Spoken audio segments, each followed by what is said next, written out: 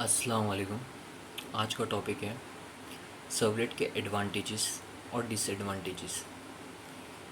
ये servlet versus spring boot series का episode 1 का पार्ट 4 है। अगर आपने पार्ट 1 या पार्ट 2 या 3 नहीं देखा है तो आई बटन पे क्लिक करें या चैनल पे जाके देख सकते हैं। आज हम बात करेंगे कि सर्वलेट किस चीज़ों में बेस्ट है और किस एरिया में थोड़ी दिक्कत होती है। तो चलिए शुरू करते हैं। सबसे पहले थोड़ा रिकैप कर लेते हैं कि सर्वलेट क्या होती है, स्पेशली अगर आप पहली बार ये सीरीज़ देख रहे हैं। सर्वलेट एक जावा क्लास होती है जो वेब एप्लीकेशन में यूज़ होती है।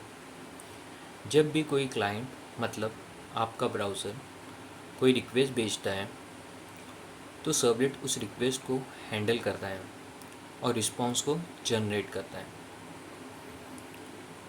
तो बेसिकली सर्वलेट वेब एप्लीकेशन को डायनेमिक बनाता है। जब स्टैटिक HTML से काम नहीं चलता तो सर्वलेट यूज़ होती है।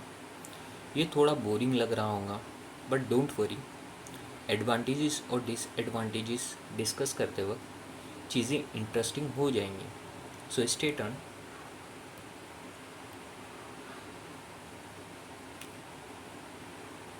चलिए सबसे पहले बात करते हैं एडवांटेजेस की, मतलब वो चीज़ें जो सर्वलेट को स्पेशल बनाती हैं। परफॉर्मेंस स्पीड, परफॉर्मेंस की बात करते हैं। एक बहुत बड़ा एडवांटेज है सर्वलेट में, वो है कि परफॉर्मेंस और स्पीड। क्यों?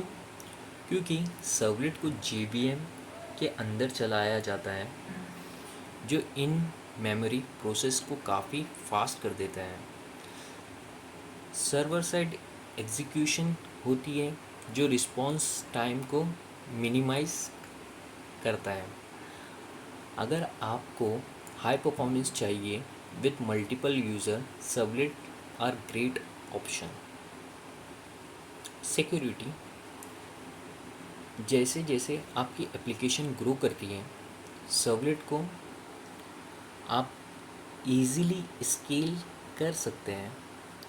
आप एक मल्टी थ्रेड इन्वायरमेंट क्रिएट कर सकते हैं जिसमें मल्टीपल रिक्वेस्ट एक साथ हैंडल हो जाती हैं बिना सिस्टम स्लो डाउन किए। फॉर एग्ज़ाम्पल, एक ऑनलाइन शॉपिंग वेबसाइट पे थाउजेंड ऑफ यूज़र्स एक टाइम पर ऑर्डर प्लेस कर रहे होते हैं। सर्वलेट इजीली इन सब रिक्वेस्ट को मैनेज कर सकता है। इंटीग्रेशन विथ एग्जिस्टिंग टेक्नोलॉजी, एक और एडवांटेज है कि सर्वलेट इजीली इंटीग्रेट हो जाती है एग्जिस्टिंग वेब टेक्नोलॉजीज़ के साथ, जैसे JDBC, EJB और इवन थर्ड पार्टी लाइब्रेरीज़। अगर आपको अपनी एप्लीकेशन में किसी स्पेसिफिक डेटाबेस या फ्रेमवर्क के साथ काम करना है, सर्वलेट को इंटीग्रेट करना काफ़ी आसान होता है। प्लेटफॉर्म इंडिपेंडेंस, और जैसे जावा की बात और जैसे जावा की बाकी चीज़ें, सर्वलेट भी प्लेटफॉर्म इंडिपेंडेंस होती है। आप चाहे विंडो पे डिप्लॉय करो या लिनक्स पे, सर्वलेट हर जगह चलेंगी बिना किसी कंपैटिबिलिटी के।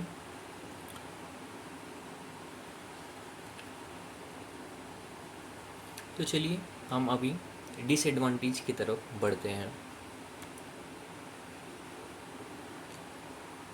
अब बात करते हैं कुछ डिसएडवांटेज की।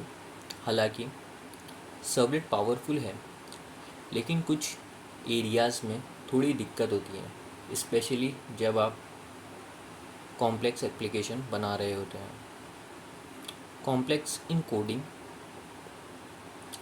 सर्वलेट लिखना कभी कभी काफ़ी कॉम्प्लेक्स हो जा सकता है। आपको बहुत सारा बॉयलर कोड लिखना पड़ता है जो आज के मॉडर्न फ्रेमवर्क्स में नहीं लिखना पड़ता। फॉर एग्ज़ाम्पल, अगर आप एक सिंपल फॉर्म हैंडल करना चाहते हो तो भी काफ़ी कोड लिखना पड़ता है। स्प्रिंग और स्प्रिंग बूट ये काम बहुत आसान बना देते हैं विथ एनोटेशन और ऑटो कॉन्फ़िगरेशन। Limited features. दूसरा इशू जो सर्वलेट के साथ आता है वो है limited features. Servlet mostly request response handle करती है, लेकिन जो एडवांस फीचर्स आज की वेब एप्लीकेशन में चाहिए होती है, जैसे डिपेंडेंसी इंजेक्शन या इनबिल्ट सिक्योरिटी, वो सर्वलेट में नहीं मिलती। ये फीचर स्प्रिंग या स्प्रिंग बूट जैसे फ्रेमवर्क में मिलते हैं। Maintenance difficulty. जब आपकी एप्लीकेशन बड़ी हो जाती है तो सर्वलेट का मेंटेनेंस करना मुश्किल हो सकता है, क्योंकि आपको मैन्युअली सब कुछ मैनेज करना पड़ता है, लाइक सेशन मैनेजमेंट, सिक्योरिटी और even error handling. Modern frameworks में इन सब चीज़ों को out of the box provide करते हैं। Lack of built in tools. और लास्ट, सर्वलेट के साथ बिल्ट इन टूल्स की कमी होती है। जैसे स्प्रिंग बूट में आपको डेवलपमेंट टूल्स मिल जाते हैं for testing, development etcetera. Servlet में आपको मैन्युअली इन सब चीज़ों को ध्यान रखना पड़ता है।